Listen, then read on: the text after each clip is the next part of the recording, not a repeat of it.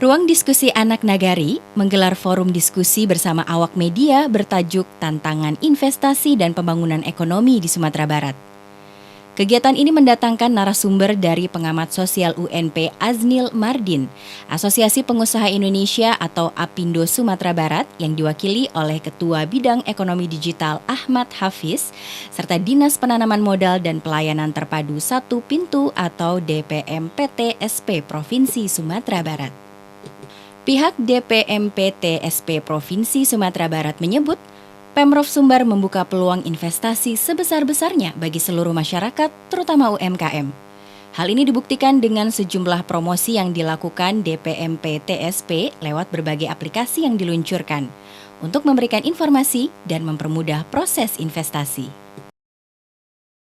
Berdasarkan perkembangan diskusi kita tadi, bahwasanya langkah dan upaya yang dilakukan pemerintah tentu investasi ini tidak terlepas dari regulasi. Karena visi misi Pak Gubernur kita sudah dipastikan mengarah ke sana. Tentu regulasi juga mengarah ke sana. Salah satu regulasinya adalah ada regulasi dari pusat, ada juga regulasi dari daerah. Kemudian regulasi daerah, peraturan daerah kita yang menunjang investasi seperti RT RW, kemudian kemudahan berusaha, itu saat sekarang itu sedang berproses di ini Pak, sedang berproses di DPRD untuk di proses penetapannya. Itu dari sisi regulasi. Yang kemudian kita harus melihat kalau investasi itu yang kita jual itu kan adalah potensinya. Potensi itu kita melakukan sebuah kajian-kajian, kita lakukan kajian-kajian dalam bentuk feasibility studies. Jadi sudah banyak feasibility studies yang diterbitkan oleh DPTSP. Contoh mulai dari kawasan Mande, kemudian ada Lembah Harau, kemudian ada yang terbaru itu adalah kawasan Gunung Terlang sama kawasan Danau Maninjau. Itu sudah kita terbitkan kita terbitkan feasibility studies. Tidak hanya menarik investasi, namun pemerintah provinsi juga mengupayakan dampak investasi bagi perekonomian masyarakat, serta peran investasi bagi pembangunan di Sumatera Barat.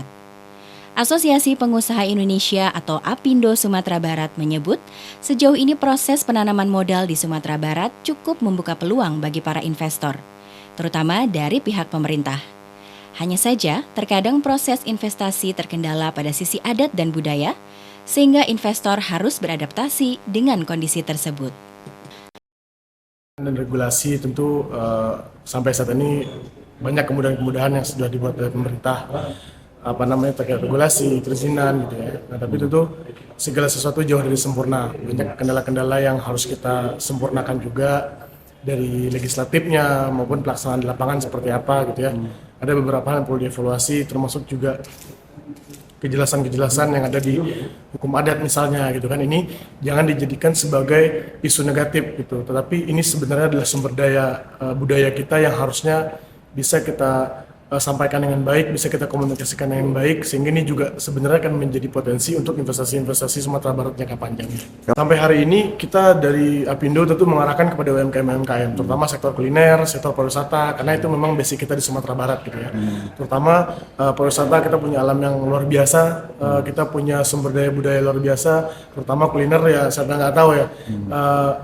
Faktor penyebab wisatawan datang ke Sumatera Barat pertama karena budaya yang unik, kedua karena makanan yang enak, ketiga karena alam yang indah. Nah, tidak dapat kita pungkiri inilah sektor-sektor yang sangat berpeluang untuk menjadikan ladang-ladang investasi bagi para investor-investor yang mau berinvestasi di Sumatera Barat. Sementara itu, pengamat sosial UNP menilai, selain soal peluang investasi, pemerintah juga harus bisa memperhatikan ketaatan para investor terhadap Corporate Social Responsibility atau CSR yang diberikan pada lingkungannya. Menurutnya, selain memperhatikan iklim investasi dan keuntungan secara besar, investasi juga dilihat dari sisi dampak secara sosial terhadap ekonomi.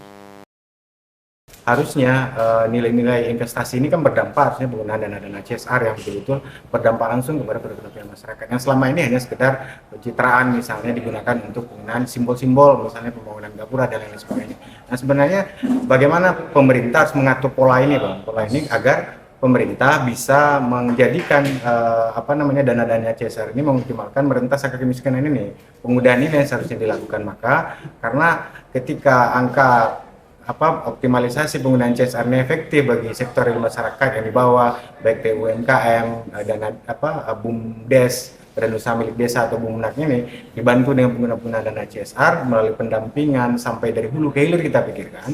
Nah ini harusnya kan sektor industri ini harusnya memikirkan hal-hal yang tidak terurus oleh pemerintah, karena tidak semua hal bisa diselesaikan oleh pemerintah ini Bang, pemerintah daerah.